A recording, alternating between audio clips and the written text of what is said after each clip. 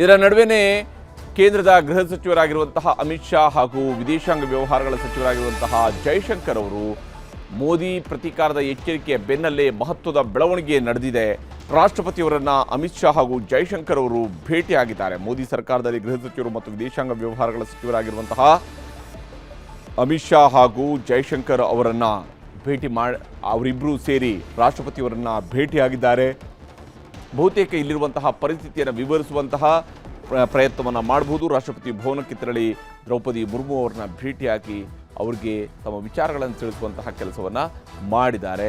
ರಾಷ್ಟ್ರಪತಿಯವರನ್ನ ಭೇಟಿಯಾಗಿರ್ತಕ್ಕಂಥ ಫೋಟೋವು ಕೂಡ ಈಗ ಲಭ್ಯವಾಗಿದೆ. ಇಲ್ಲಿ ರಾಷ್ಟ್ರಪತಿಯವರನ್ನ ಅಮಿತ್ ಶಾ ಹಾಗೂ ಜೈಶಂಕರ್ ಇಬ್ಬರು ಹೋಗಿ ರಾಷ್ಟ್ರಪತಿ ಭವನದಲ್ಲಿ ಭೇಟಿಯಾಗಿದ್ದಾರೆ. ಅವ್ರ ಜೊತೆ ಮಾತುಕತೆಯನ್ನು ನಡೆಸಿದ್ದಾರೆ.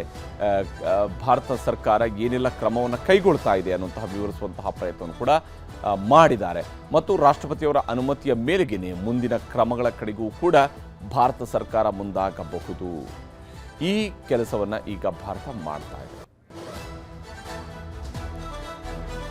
ಇದರ ನಡುವೆನೇ ಪಾಕಿಸ್ತಾನ ಅದರ ನರಿಬುದ್ಧಿ ಯಾವತ್ತೂ ಕೂಡ ಬಿಡುವಂತಹ ಲಕ್ಷಣ ಇಲ್ಲ.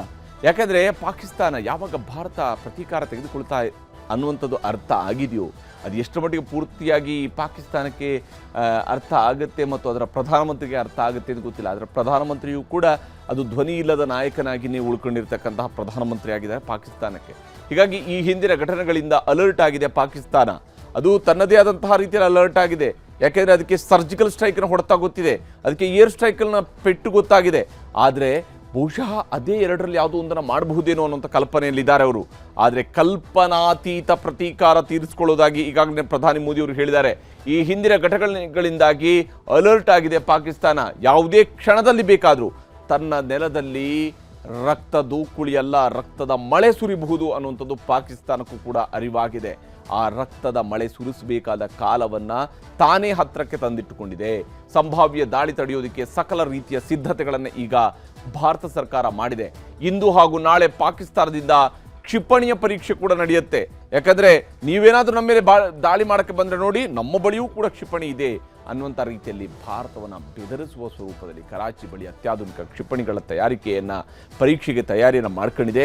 2 ದಿವಸಗಳ ಕಾಲ ಈ ಕ್ಷಿಪಣಿಯ ತಾಲೀಮನ್ನು ಪಾಕಿಸ್ತಾನ ಮಾಡುತ್ತೆ. ಕ್ಷಿಪಣಿ ಪರೀಕ್ಷೆ ಮೂಲಕ ನಾವು ಕೂಡ ರೆಡಿ ಅನ್ನುವಂಥ ಸಂದೇಶ ರವಾನೆಗೆ ಒಂದು ರೀತಿಯಾದಂತಹ ಬಡಪೆಟ್ಟಿಗೆ ಅವರು ಮುಂದಾಗಿದ್ದಾರೆ.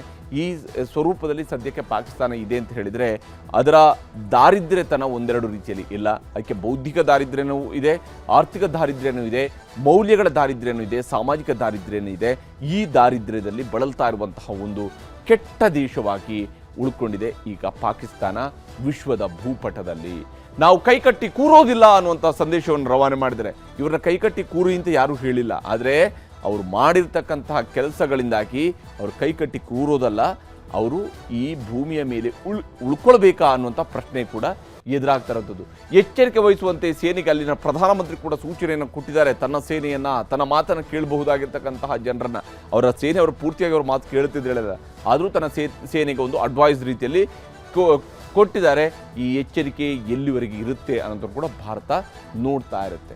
ಒಟ್ಟಾರೆಯಾಗಿ ಭಾರತ ತನ್ನ ಪ್ರತೀಕಾರವನ್ನು ತೆಗೆದುಕೊಳ್ಳುವಂಥದ್ದು ನಿರ್ಧಾರವನ್ನು ಮಾಡ್ಕೊಂಡಿದೆ. ಆದರೆ ಪ್ರತೀಕಾರ ಯಾವಾಗ, ಹೇಗೆ, ಯಾವ ಸಂದರ್ಭದಲ್ಲಿ, ಯಾವ ಗಳಿಗೆಯಲ್ಲಿ, ಯಾವ ಹೊತ್ತಲ್ಲಿ, ಎಲ್ಲಿ ನಡೆಯುತ್ತೆ, ಇದೆಲ್ಲದರ ತೀರ್ಮಾನವನ್ನು ಭಾರತ ಕೈಗೊಳ್ಳುತ್ತೆ.